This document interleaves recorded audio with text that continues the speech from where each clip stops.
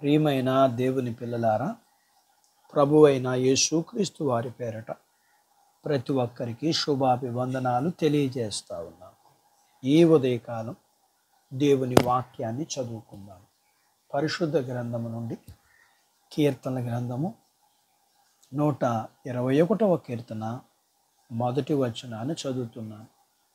కొండల తట్టు నా కళ్ళెత్తుచున్నాను, నాకు సహాయము ఎక్కడి నుండి వచ్చును? దేవుడు తన మాటలు మనందరి కొరకు దీవించునుగాక. ఆమేన్. వాక్యం వింటున్న ప్రియమైన దేవుని పిల్లలారా, ప్రతి మనిషి తనకున్న అవసరతల దగ్గర ఎక్కడి నుండి తనకు సహాయం కలుగుతుందని వెతుకులాడుతూ ఉంటాడు. ఏదో ఒక వైపు వేటి వైపు చూస్తే మేలు కలగదు. దేవుని వైపు చూస్తే సహాయం కలుగుతుంది.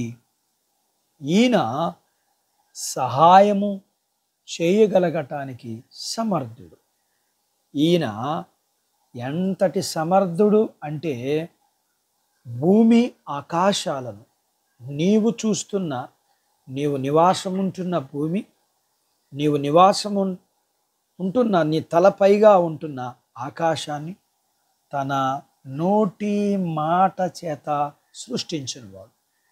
ఈయన నీకు సహాయం చేస్తే ఖచ్చితంగా నీవు సహాయాన్ని పొందుకుని నీవు నిలబడి కొనసాగగలవు.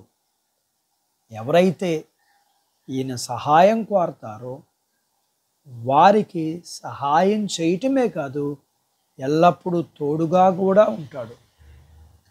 ఒక మనిషిని ఎవరు విడిచినా ఈ లోకంలో విడువనిది నీడ. అందుకే దేవుడు ఇలా అంటున్నారు, నీ కుడి పక్కన యెహోవా నీకు తోడుగా అనక నీడగా ఉంటాను అని అంటున్నారు.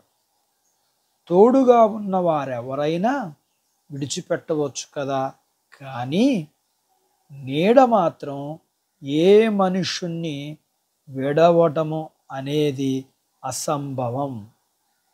ప్రతి మనిషి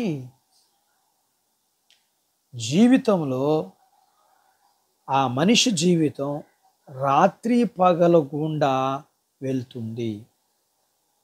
పగలపూటైనా రాత్రిపూటైనా ఏ కష్టము ఏ నష్టము రాకుండా కాపాడుతాడు.